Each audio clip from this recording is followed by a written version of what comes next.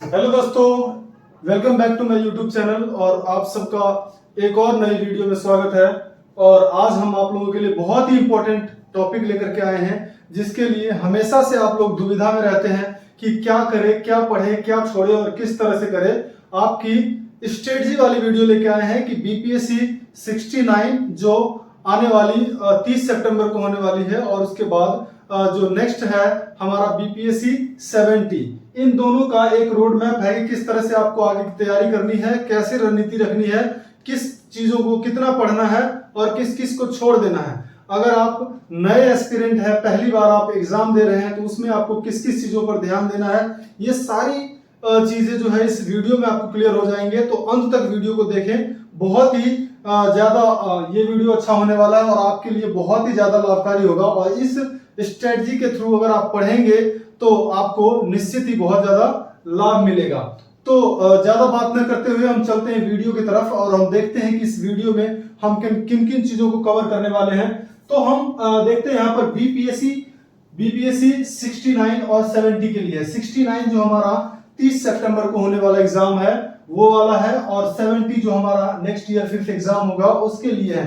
तो 70 भी, क्योंकि बीपीएससी की जो आयोग है वो जल्दी से जल्दी चाहते हैं कि अपने कैलेंडर को पूरा करने के लिए, क्योंकि जो कोरोना की वजह से जो शेड्यूल खराब है, जो शेड्यूल डिसबैलेंस हो रखा है, उनको ठीक करने के लिए 70 की वैकेंसी जल्दी आएगी। तो अगर आप 70 देना चाहते हैं, अगर आपके मन में 70 देने का मन है, तो आप अभी से तैयारी कर सकते हैं और एक अच्छी स्थिति में एग्जाम तक आ सकते हैं।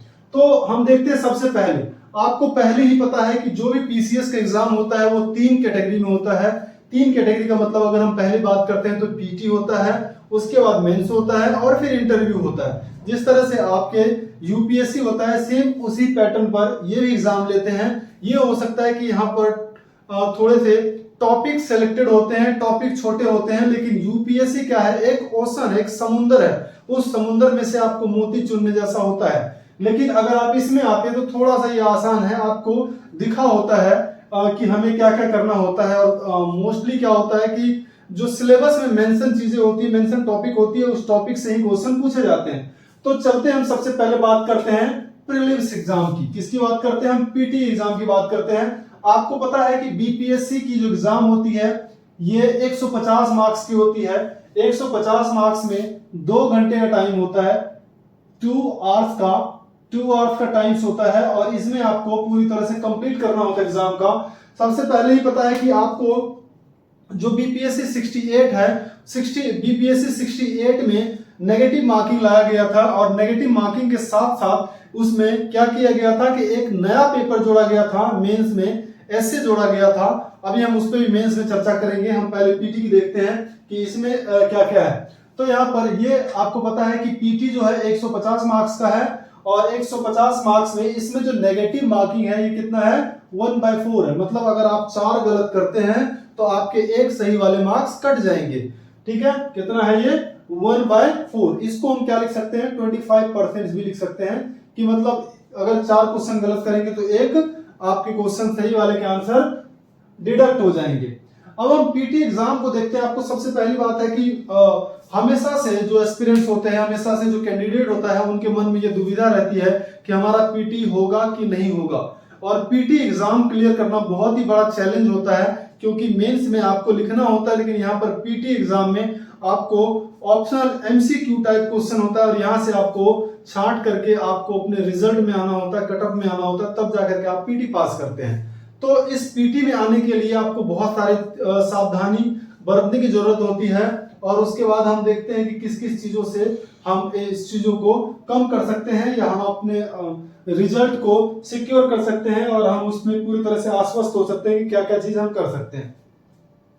तो हम देखते हैं, सबसे पहले जो हमारा बीपीएससी है, बीपीएससी में पहला सेक्टर जो हमारा क्या है, हिस्ट्री का सेक्टर है, जो 30 मार्क्स, अप्रोक्स 30 मार्क्स पूछा जाता है इसमें, 30 मार्क्स। अब 30 मार्क्स में देखते हैं कि सबसे पहले जो एंशिएंट है इसके 4 मार्क्स, 3 से 4 क्वेश्चन पूछे जाते हैं, 3 से 4 नंबर के क्वेश्चन पूछे जाते हैं। एक चीज आपको और ध्यान रखना है कि जो बीपीएससी का एग्जाम होता है, यहाँ पर 5 ऑप्शंस होते हैं, 5 ऑप्शंस होते हैं, और पांचवा जो चौथा और जो 5वां ऑप्शन होता है वो आपको बहुत ही ज्यादा उलझन में डालेगा। क्योंकि आते हुए क्वेश्चन आपको गलत हो जाएगा। तो आप क्या कर सकते हैं कि कुछ सेलेक्ट करिए टॉपिक को और उस टॉपिक को आप मल्टीपल टाइम रिवाइज कीजिए। ये नहीं कि हम ये भी पढ़ लेंगे, हम वो भी पढ़ लेंगे, हम इतना पढ़ लेंगे, तो उससे कुछ नहीं होगा। इससे क्या होगा कि आप ज्यादातर अगर रिवाइज नहीं कर पाएंगे तो आपके क्वेश्चन गलत होने के चांसेस बनेंगे। तो क्या कर सकते हैं आपकी मल्टीपल टाइम्स, ज्यादा बार अगर एक टॉपिक को अगर रिवाइज करेंगे तो आपकी गलती होने की संभावनाएं बहुत ज्यादा कम हो जाएगी। तो हम देखते हैं कि जो हमारा एंशिएंट हिस्ट्री है इससे कितना आएगा 4 मार्क्स का, 3 से 4 मार्क्स का क्वेश्चन पूछा जाता है इससे, ठीक है। तो इसको आप थोड़ा लाइट पढ़ सकते हैं। नेक्स्ट अगर हम मेडिवल की बात करते हैं तो मेडिवल में भी कितना है 3 से 4 नंबर का मेडिवल भी पूछा जाता है, ठीक है।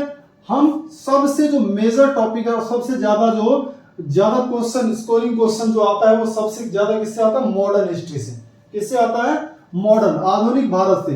आधुनिक भारत से आप देख सकते हैं कि 18 से 20 क्वेश्चन पूछे जाते हैं और यही आपको अगर इस सेक्टर को अगर आप अच्छी तरह से किए हुए हैं और 18-20 में से अगर आप 16-17 क्वेश्चन भी ठीक कर लेते हैं तो आपको रिजल्ट में आने के लिए बहुत ही ज्यादा हेल्प करेगा ये। तो यहाँ पर देखते हैं पूरी तरह से मिला करके अगर हम हिस्ट्री की बात करें तो 30% पोर्शन ये कवर करता है, मतलब 30 क्वेश्चंस का जो है इसमें हिस्ट्री का योगदान होता है और ये आप कर सकते हैं। ये बहुत ही बड़ा मेजर टॉपिक है और हिस्ट्री को अच्छी तरह से आप कर सकते हैं। नेक्स्ट अगर हम बात करते हैं साइंस का, हमने जो बड़े बड़े टॉपिक है जहां से स्कोरिंग क्वेश्चंस आते हैं हमने उन सबको सबसे पहले लिखा हुआ है कि ताकि आप उन चीजों पर ज्यादा फोकस कर सकें। नेक्स्ट बात करते हैं हम साइंस से। किससे बात करते हैं, साइंस से। साइंस से आपको पहले से ही पता है कि साइंस में क्या है, physics, chemistry and biology. Physics, chemistry और बायोलॉजी तीनों से क्या है, तीनों से 10-10 क्वेश्चन आते हैं। बायोलॉजी से भी 10 क्वेश्चन आते हैं, फिजिक्स से भी 10 क्वेश्चन आते हैं और केमिस्ट्री से भी 10 क्वेश्चन आते हैं। ये तीनों मिलाकर के 30 क्वेश्चन का पोर्शन कवर करता है और ये 30 क्वेश्चन होते हैं, ठीक है। अगर आप साइंस पर भी अच्छी तरह से मेहनत करते हैं तो क्या होता है कि आपको 30 + 30 60 मार्क यहाँ पर हो गए। 2 सब्जेक्ट को कवर करने से आपके 30 मार्क्स क्या हो गए, कवर हो गए। नेक्स्ट हम बात करते हैं बिहार स्पेशल, क्योंकि बिहार का एग्जाम है तो बिहार स्पेशल तो पूछा जाएगा। जो बिहार के कैंडिडेट है, जो बिहार के स्टूडेंट है, उनके लिए तो ये प्लस पॉइंट है कि वो बहुत सारी चीज से पहले से ही अवगत होंगे। लेकिन जो आउट ऑफ बिहार के हैं उनको थोड़ा सा ध्यान रखना पड़ेगा कि किन किन चीजों से ज्यादा क्वेश्चन पूछा जाता है और कहां पर गलती होने की चांसेस होती है। तो हम देखते हैं इसमें जो बिहार स्पेशल है इसमें लगभग 25 क्वेश्चन पूछा जाता है। कितना, लगभग 25 क्वेश्चन पूछा जाता है, जिसमें बिहार के हिस्ट्री से लगभग 8 क्वेश्चन पूछा जाता है। फिर अगर हम बिहार की इकोनॉमी से बात करते हैं तो 2 से 3 क्वेश्चन पूछा जाता है। अगर हम बिहार ज्योग्राफी से बात करते हैं तो बिहार की ज्योग्राफी से 7 क्वेश्चन पूछा जाता है। और पॉलिटी और अगर हम बिहार के करंट अफेयर्स मिक्स करके हम क्वेश्चन को देखें तो क्या होता है, 5 से 7 क्वेश्चन पूछा जाता है, ठीक है। ये बिल्कुल उस करंट अफेयर से बिल्कुल अलग है और कहीं ना कहीं इन क्वेश्चन में इकोनॉमी और ज्योग्राफी में भी करंट मिक्स होगा। हिस्ट्री में कोई करंट मिक्स नहीं होता है, ज्यादातर जो है आपको इसमें और इसमें करंट मिक्स होगा। थोड़ी सी करंट के पर्सपेक्टिव से आपको एग्जाम देखना है और क्वेश्चन को देखना है, क्योंकि ये करंट वाला क्वेश्चन ज्यादा पूछते हैं। नेक्स्ट देखते हैं करंट अफेयर्स। ये बहुत ही ज्यादा इंपॉर्टेंट सेक्टर है। आपको ये विगत कुछ सालों से दिखाई दे रहा होगा कि करंट का बहुत ज्यादा महत्व बढ़ चुका है और हर एग्जाम में करंट की जो पोर्शंस है वो बढ़ता ही जा रहा है। पहले बीपीएससी में करंट की जो क्वेश्चन की संख्याएं होती थी वो बहुत कम होती थी, इतना ज्यादा नहीं होती थी। लेकिन धीरे धीरे जिस तरह से यूपीएससी और यूपीपीसीएस और अदर पीसीएस वाले अपने करंट को लेकर के बहुत ही ज्यादा क्या हो रहे हैं कि करंट को बहुत ज्यादा वैल्यू दे रहे हैं, तो बीपीएससी ने भी उसी रास्ते में काम किया है और उसी तरह अग्रसर होकर के काम किया है। और करंट अफेयर्स का जो पोर्शन है वो कितना है, 30 क्वेश्चन का। 30 क्वेश्चन में आपको क्या क्या पूछेगा, सबसे पहले वर्ल्ड का करंट अफेयर्स है ये पूछेगा, उसके बाद इंडिया का करंट अफेयर्स पूछेगा और बिहार का करंट अफेयर्स पूछेगा। मतलब इन 3 पार्ट को कवर करने के बाद आपको 30 क्वेश्चंस का स्कोर कर पाएंगे। और मेजर टॉपिक जो है, जो बहुत ही ज्यादा मतलब जिससे क्वेश्चन आएंगे ही आएंगे, तो अगर इस ईयर कोई नोबेल का है तो वो नोबेल प्राइज हो गया। नेक्स्ट अगर ओलंपिक्स कोई हुआ है तो ये बहुत ही बड़ा मेजर टॉपिक है, यहाँ से क्वेश्चन डेफिनेटली रहेंगे। नेक्स्ट हो गया बुक्स से क्वेश्चन रहते हैं, न्यूज़पेपर से क्वेश्चन रहते हैं, बुक हो गया, न्यूज़पेपर्स हो गया, जो हमारे फ्रीडम फाइटर सब जो न्यूज़पेपर्स लिखते थे उस टाइम के। उसके बाद स्कीम बहुत ज्यादा इंपॉर्टेंट है, ठीक है। स्कीम किस किस की स्कीम? भारत सरकार की scheme, Indian government central government की स्कीम और स्टेट गवर्नमेंट। स्टेट गवर्नमेंट की बात करें तो हम बिहार सरकार की जो स्कीम होती है वो स्कीम से क्वेश्चन बन सकते हैं।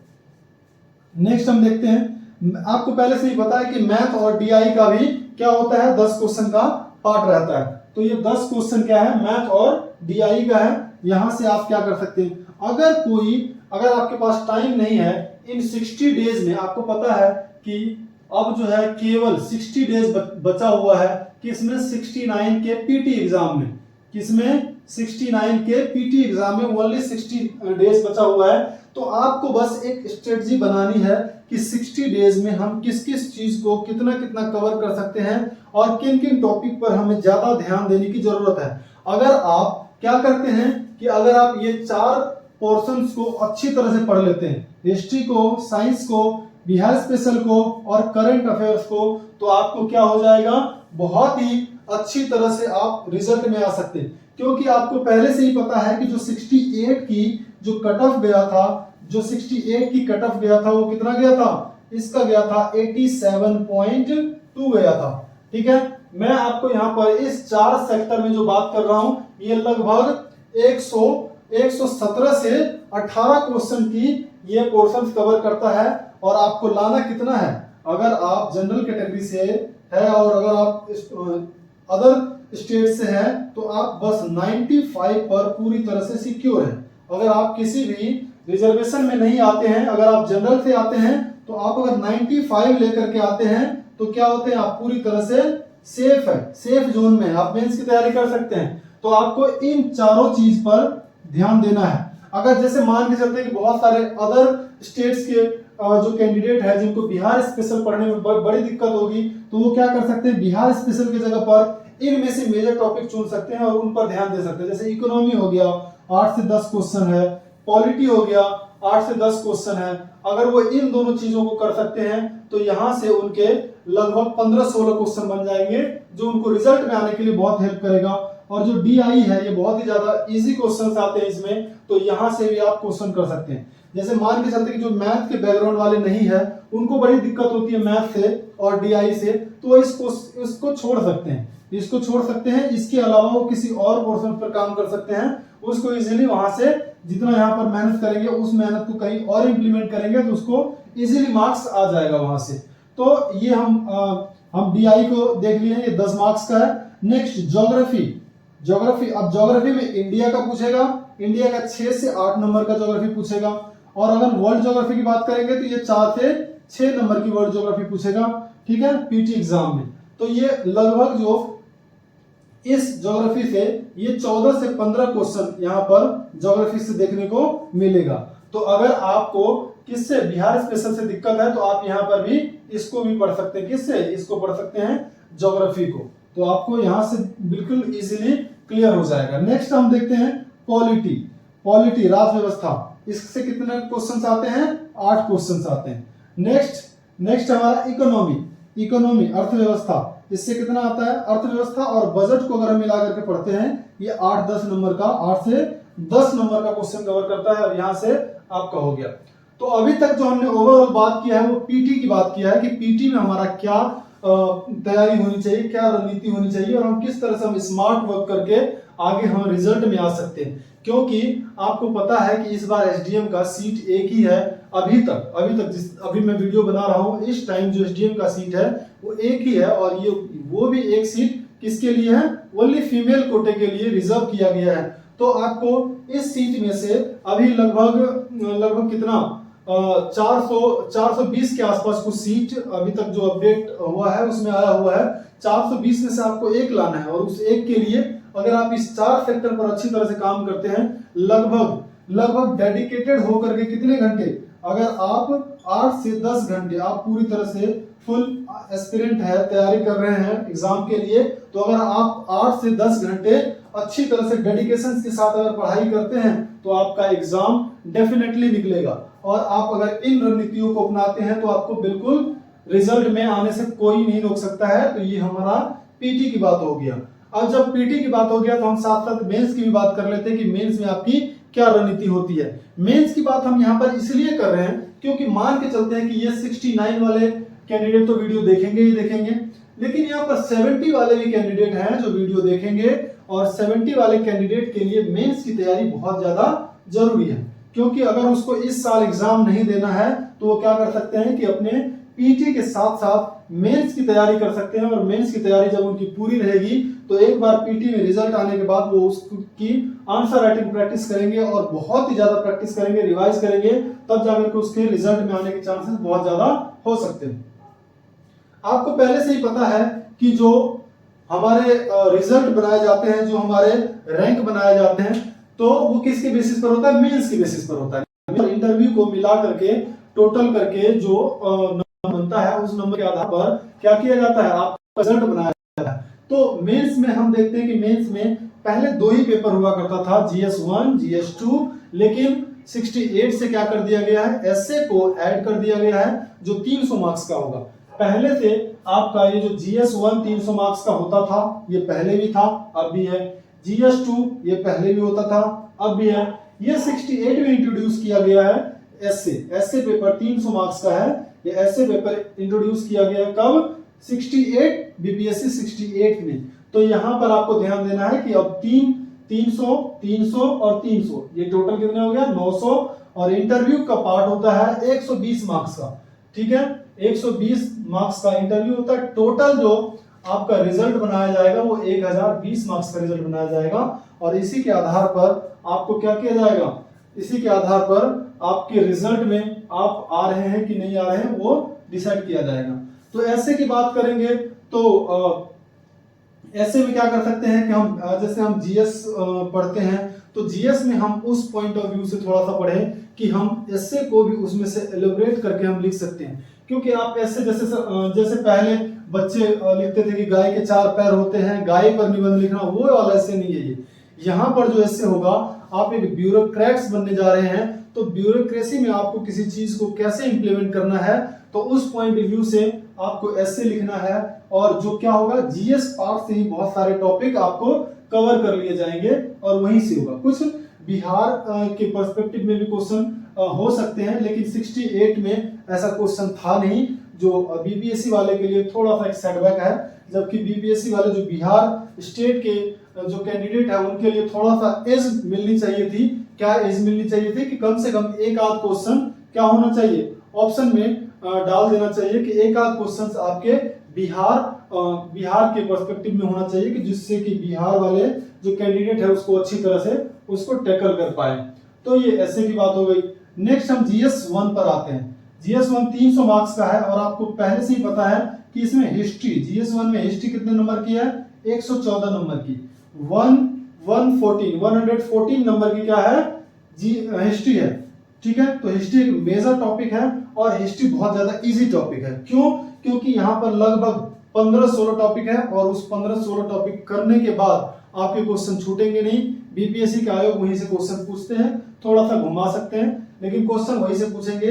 अगर आप ये 15-16 टॉपिक को पूरी तरह से कंप्लीट कर लेते हैं तो आपको 114 नंबर पूरी तरह से आपके पास सिक्योर हो जाएंगे। अब ये 114 नंबर आते नहीं है वो बात अलग है, लेकिन आप यहां तक ये देख सकते हैं कि 300 में से आपका 114 नंबर का काम हो चुका है। नेक्स्ट हम बात करते हैं करंट अफेयर्स। करंट अफेयर्स को आप जैसे पीटी में पढ़ते हैं तो थोड़ा बहुत आप एलिब्रेट करके इसको पढ़ सकते हैं, थोड़ा बहुत एक्सप्लेन करके पढ़ सकते हैं, कि जिससे कि आप उसको मेंस में डायरेक्ट यूज कर सकते हैं। तो करंट का भी बहुत बड़ा पार्ट है किसमें GS1 में। करंट भी कितने का पूछा जाता है? 114 नंबर का, ये भी पूछा जाता है। और लास्ट पार्ट है हमारा GS1 में स्टैटिक्स का। ठीक है, स्टैटिक्स का पूछा जाता है कितने क्वेश्चन? 4 क्वेश्चन पूछा जाता है। ठीक है, 18 ईच, कितने? 18 ईच, 18 क्वेश्चन, 18 नंबर का एक क्वेश्चन पूछा जाता है, और ये 72 नंबर का क्वेश्चन होता है। ठीक है, और बहुत ज्यादा इजी होता है। अगर किसी का मैथ बैकग्राउंड बहुत ज्यादा इजी है तो वो यहाँ पर काम कर सकते हैं, क्योंकि यहाँ पर मार्क्स कटने के बहुत कम चांसेस होते हैं और डायरेक्ट मार्क्स आते हैं। ठीक है, तो यहाँ से आप इस पर काम करके आपका GS1 जो होता है वो पेपर बहुत ज्यादा इजी होता है, और बहुत ही कम टॉपिक है इसमें, और ज्यादा क्वेश्चन घुमा हुआ नहीं होता है। आप इजीली इसकी तैयारी कर सकते हैं। नेक्स्ट हम बात करते हैं GS2 की। GS2 भी आपको पता है कि 300 नंबर की है। अब इस GS2 में हम देखते हैं कि कौन कौन से टॉपिक आते हैं, कौन कौन से सब्जेक्ट आते हैं जो GS2 के अंडर कवर होते हैं। पहला बात करते हैं पॉलिटी। पॉलिटी कितने नंबर की? 114 नंबर की। पॉलिटी कितने नंबर की? 114 नंबर की। तो GS2 की जो मेजर पेपर है वो पॉलिटी है। पॉलिटी 114 नंबर की आती है। इसमें भी लगभग 15-20 टॉपिक अगर आप पढ़ते हैं तो 114 नंबर आपके कहीं नहीं जाएंगे। नेक्स्ट आता है ज्योग्राफी और इकोनॉमिक्स। ये दोनों मेजर को मिला करके, मतलब ये दोनों सब्जेक्ट को मिला करके 114 नंबर आता है। ठीक है, ये दोनों सब्जेक्ट को मिला करके 114 नंबर आता है। और नेक्स्ट है आपका science and technology. Science and tech को मिला करके इसमें कितना आता है? साइंस में टेक्नोलॉजी मिक्स होता है, क्योंकि रियल लाइफ में जैसे सपोज हम बात करते हैं फार्मिंग की। अब फार्मिंग की हम साइंस एंड टेक्नोलॉजी को हम किस तरह से यूज करके हम फार्मिंग को इनहेंस कर सकते हैं, हम एग्रीकल्चर की प्रोडक्शन को हम इनहेंस कर सकते हैं, उसके स्टोरेज के लिए हम साइंस एंड टेक्नोलॉजी, जैसे हम बात करते हैं कि एग्रीकल्चर में साइंस टेक का कैसे यूज करेंगे, कि एग्रीकल्चर में जैसे सपोज एग्रीकल्चर प्रोडक्ट हुआ है तो उसको स्टोर कैसे करेंगे। जैसे मान के चलते हैं कि हम कोल्ड स्टोरेज में साइंस एंड टेक का कैसे यूज करेंगे, कि आपको जैसे मान ले कि जल्दी खराब होने वाले टमाटर हो गया, आलू हो गया, प्याज हो गया, ये सब चीज जल्दी खराब होने वाली चीजें हैं, तो उनको रखने के लिए कोल्ड स्टोरेज की जरूरत पड़ता है कि लंबे टाइम तक हम उसको कैसे रख सकते हैं। तो उसमें हम साइंस एंड टेक्नोलॉजी का कैसे यूज करेंगे, तो उस बेसिस पर रियल लाइफ में जो रिलेटेड चीजें हैं उनसे रिलेटेड चीजें क्वेश्चन पूछा जाएगा यहाँ पर। ये भी नहीं कि मतलब आप एंटीबायोटिक का नाम बताएं और जो है इलेक्ट्रॉन का खोज किसने किया, ये सब क्वेश्चन यहाँ पर नहीं पूछा जाएगा। आप ये बात अलग है कि अगर आप क्या करते हैं कि थोड़े बहुत फैक्ट को डालते हैं तो आपकी आंसर बहुत ही ज्यादा ऑथेंटिक हो जाता है और आपको थोड़ा सा एज मिलता है मार्क्स में। नेक्स्ट हम बात करते हैं ऑप्शनल। ऑप्शनल क्या हो गया कि 68 तक ऑप्शनल अलग अलग होते थे और ऑप्शनल पूरे 300 नंबर का होता था। लेकिन यहाँ पर 68 से क्या हुआ कि ऑप्शनल को खत्म कर दिया गया और ऑप्शनल को ओनली क्वालिफाइंग कर दिया गया। ऐसा इसलिए हुआ कि कभी कभी क्या होता था कि कुछ कोई ऑप्शनल उछल जाता था और दूसरा ऑप्शनल डाउन हो जाता था। तो जो एक जैसे मान के चलते कि हिंदी लिटरेचर कभी कभी ऊपर हो गया तो बाकी के जो होते थे वो नीचे चले गए। जब हिंदी वाले ऊपर चले जाते थे तो हिंदी वाले के रिजल्ट बहुत ज्यादा आते थे और बाकी जो ऑप्शनल वाले होते थे वो कम आते थे। नेक्स्ट अगर हम बात करते कभी कभी हिस्ट्री ऊपर चले जाते थे, सोशियोलॉजी नीचे चले जाते थे, ज्योग्राफी नीचे चले जाते थे। तो इसलिए हमेशा से ये आरोप लगाया जाता रहा है बीपीएससी आयोग पर कि क्या होता है कि वो भेदभाव करते हैं। ऐसा कोई भेदभाव नहीं है। जो हमारा सब्जेक्ट है वो सब्जेक्ट थोड़ी सी डायनामिक है और उसको लिखने के लिए उस तरह से लोग जो है एफर्ट्स यूज नहीं कर रहे होंगे, इस वजह से ऐसा होता था। तो बीपीएससी ने इन प्रॉब्लम को सॉल्व करने के लिए क्या कर दिया कि ऑप्शनल को ही खत्म कर दिया और ऑप्शनल को क्या कर दिया गया, क्वालिफाइंग कर दिया गया। 100 मार्क्स का ऑप्शनल होगा और 100 मार्क्स में ये एमसीक्यू होगा। कैसे होगा? एमसीक्यू होगा, टिक द करेक्ट वाला कि कौन से इसमें करेक्ट है।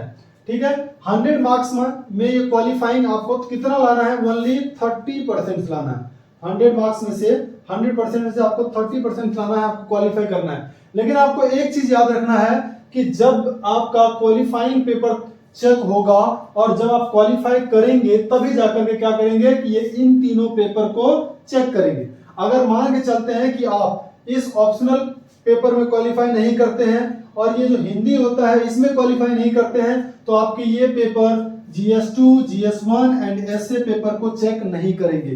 क्यों चेक नहीं करेंगे? क्योंकि वो देख रहे हैं कि क्वालिफाई नहीं कर रहे हैं आप, तो जब क्वालिफाई नहीं कर रहे तो आपका सारा मेहनत बर्बाद हो जाएगा। इसीलिए क्या कर सकते हैं आप कि थोड़ा सा इन पर भी आप फोकस बना करके रखें। आपका जो भी ऑप्शन हो, ऑप्शनल हो, अपने ऑप्शनल पर थोड़ा सा टाइम दे सकते हैं और 30% पर ही ना, कम से कम 50% के आसपास आपको टारगेट लेकर के चलना है कि अंतिम तौर पर आपको 30% बन जाए। नेक्स्ट हम बात करते हैं हमारा जो है हिंदी। क्योंकि बिहार में अगर कोई काम करने के लिए जाएंगे तो बिहार में इंग्लिश तो बोलेंगे, क्योंकि बिहार वाले को अगर आप इंग्लिश में बोलेंगे तो वहां पर मेजर लोग ऐसे हैं जो इंग्लिश समझ नहीं पाते हैं, इंग्लिश उनको पढ़ना नहीं आता है। तो उनके लिए उनके पास आप काम करेंगे, जैसे मान के चलते किसी ब्लॉक में काम करेंगे, किसी जिला में काम करेंगे, तो हिंदी भाषा आपको अच्छी तरह से आना चाहिए। अगर आप अदर स्टेट्स के भी है तो आपको हिंदी को लाइटली नहीं लेना है, हिंदी को आपको थोड़ा सा सीरियस लेकर के हिंदी को करना है। क्योंकि क्वालिफाइंग पेपर में अगर आप क्वालिफाई नहीं करते हैं तो आपको आपकी सारी मेहनत जीएस पर किया हुआ, एसए पर किया हुआ मेहनत सारी बर्बाद हो जाएगी और आप कुछ भी नहीं कर पाएंगे। तो फिर क्या होगा कि अगर आपको बहुत बड़ी दिक्कत होगी, आप रिजल्ट से रह जाएंगे। तो हम तभी आप इंटरव्यू में पहुंच पाएंगे जब आपका मेंस क्लियर होगा। और मेंस क्लियर करने के लिए आपका जो ऑप्शनल है उसमें क्वालिफाई करना जरूरी है, आपका जो हिंदी है उसमें क्वालिफाई करना जरूरी है। तो इन सबको भी थोड़ा सा सीरियसली लेना है और इस तरह से आप इस स्ट्रेटजी के थ्रू पढ़ेंगे तो निश्चित रूप से आपका क्या होगा, रिजल्ट होगा। और इस तरह से आपको पढ़ना चाहिए और इसी तरह से हम इसी स्ट्रेटजी के साथ कि किस किस तरह से आपको किस किस चीजों को कितना पढ़ना है, उस हिसाब से हम आपको टाइम टाइम पर वीडियो देते रहेंगे। तो ये जो हमारा नया चैनल है, इस चैनल पर आप क्या करते हैं कि चैनल को सब्सक्राइब कर लीजिए, जिससे